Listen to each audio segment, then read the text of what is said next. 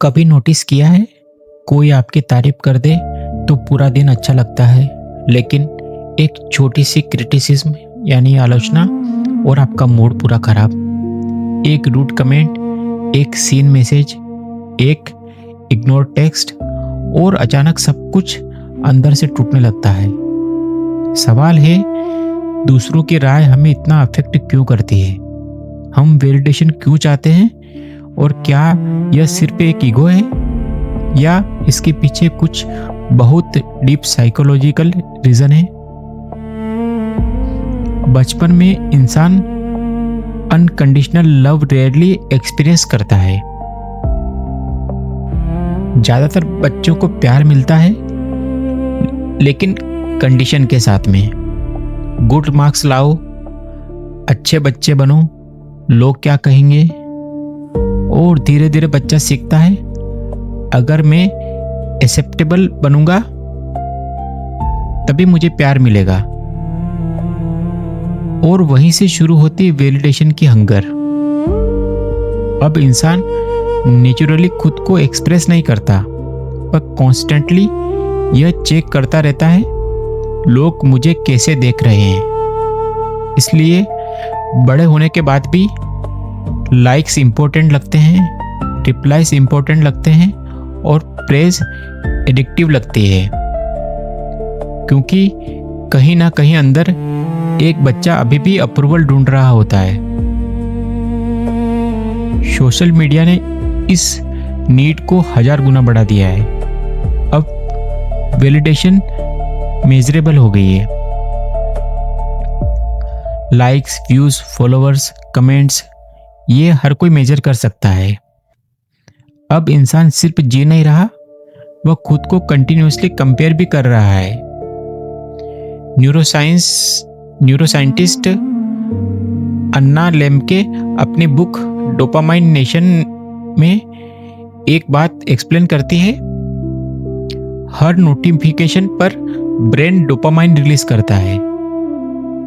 मतलब हर बार जब कोई हमें नोटिस करता है, ब्रेन उसे रिवार्ड की तरह ट्रीट करता है। धीरे धीरे वैलिडेशन एडिक्शन बन जाता है। और डेंजरस बात यह है कि अब साइलेंस अनकंफर्टेबल लगने लगता है। अगर कोई रिस्पॉन्स न दे तो माइंड इमीडिएटली अजम्पशन बनाने लगता है। क्या मैं बोरिंग हूँ? क्या लोग मुझे इग्नोर कर रहे हैं? क्या मैं इनफ नहीं हूं? ना जाने और कौन कौन से सवाल। एक छोटी सी कहानी सोचो। एक आदमी हर सुबह आईने के सामने खड़ा होकर दूसरों से पूछता था, क्या मैं अच्छा दिख रहा हूं? धीरे धीरे उसकी आइडेंटिटी दूसरों के जवाब पर डिपेंड होने लगी। अगर लोग कहते हाँ तो वो कॉन्फिडेंस, अगर कोई क्रिटिसाइज कर दे तो इनसिक्योरिटी। एक दिन किसी ने उससे पूछा, तुमने कभी खुद से पूछा कि तुम कैसे लगते हो? और शायद हमारी पूरी जिंदगी भी कुछ ऐसी ही है। हम कॉन्स्टेंटली दुनिया से पूछते रहते हैं, क्या मैं इनफ हूं? लेकिन खुद से कभी ऑनेस्टली नहीं पूछते।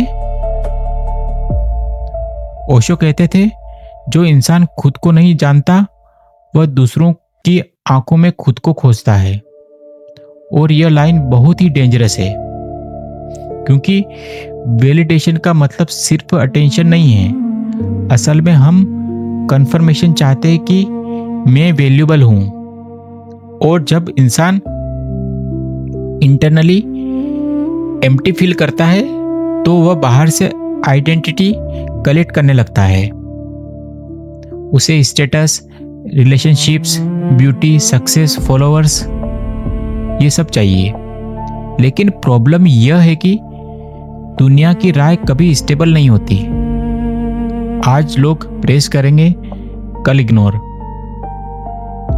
अगर आपकी सेल्फ वर्थ दूसरों की राय पर बनी है तो आपका पीस हमेशा अनस्टेबल होगा। साइकोलॉजी में एक बहुत प्यारा कॉन्सेप्ट है, external validation versus internal validation. अगर वैलिडेशन, एक्सटर्नल वैलिडेशन की बात करें तो एक्सटर्नल वैलिडेशन का मतलब मैं अच्छा हूं क्योंकि लोग कहते हैं, और इंटरनल वैलिडेशन का मतलब मैं खुद को समझता हूं। पहला फ्रेजाइल है और दूसरा स्टेबल। लेकिन वैलिडेशन डेवलप करना इतना आसान नहीं है, क्योंकि उसके लिए इंसान को पहली बार अकेले बैठकर खुद को देखना पड़ता है, without filters, without performance, without audience. और ऑनेस्टली बहुत कम लोग ऐसा कर पाते हैं।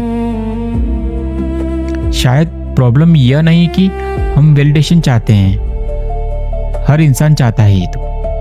प्रॉब्लम तब शुरू होती है जब हमारी पूरी आइडेंटिटी दूसरों के हाथ में चली जाती है, क्योंकि फिर एक कमेंट हमें खुश कर सकता है और एक कमेंट तोड़ भी सकता है। और शायद मैच्योरिटी का मतलब यही है, दुनिया की राय सुनना लेकिन खुद को उसके हवाले न कर देना। अगर आपने कभी महसूस किया है कि दूसरों की राय आपके मूड को कंट्रोल करती है, तो कमेंट में जरूर लिखें, मैं खुद को समझना शुरू कर रहा हूं। और ऐसे ही साइकोलॉजी, न्यूरोसाइंस और एंशिएंट विजडम को सिंपल लैंग्वेज में समझने के लिए सब्सक्राइब कर सकते हो।